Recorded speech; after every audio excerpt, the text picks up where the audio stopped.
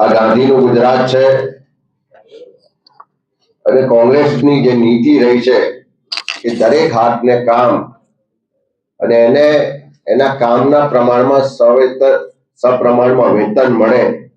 ને રોજગાર માટે કોઈની સામે હાથ ફેલાવવો ના પડે એનો અધિકાર મળે એટલા માટે યુપીએ 1 સરકારમાં Mahatma Gandhi national rural employment guarantee act 2005માં આ દેશના સામાન્ય લોકો માટે આપવામાં આવ્યો હતો. રોજગાર માટે કોઈ યોજના નહીં પણ રોજગારનો અધિકાર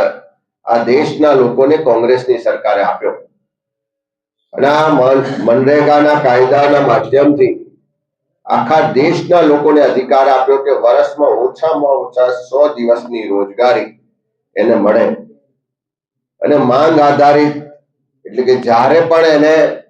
રોજગારની જરૂરિયાત હોય એ ત્યાં પંચાયતમાં જઈને સ્થાનિક સંસ્થામાં જઈને અરજી કરે તો 15 દિવસમાં એને રોજગાર આપવો પડે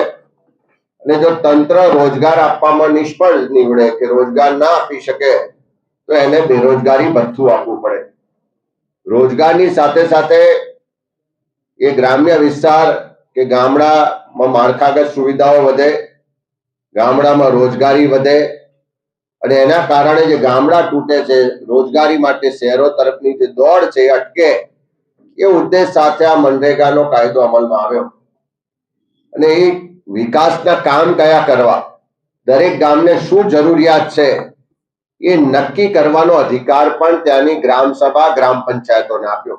એટલે ગામના લોકો નક્કી કરે કે અમારા ગામમાં મનરેગામાં કયા પ્રકારના વિકાસના કામો કરવા છે, કયા પ્રકારની માળખાગત સુવિધા ઊભી કરવી છે. અધિકાર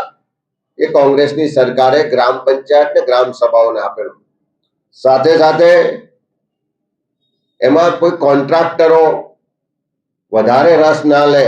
કાં તો એનો હિસ્સો વધે નહીં, એના બદલે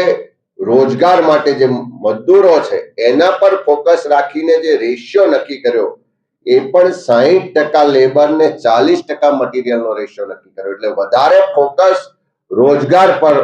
આ આખા કાયદામાં આપવામાં આવ્યું અને એટલા જ માટે જ્યારે આખા વિશ્વમાં એની ચર્ચા થાય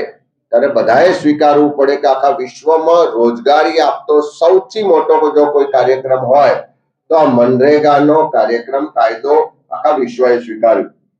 અને અધિકાર અને માંગ આધારિત આ કાયદો હતો.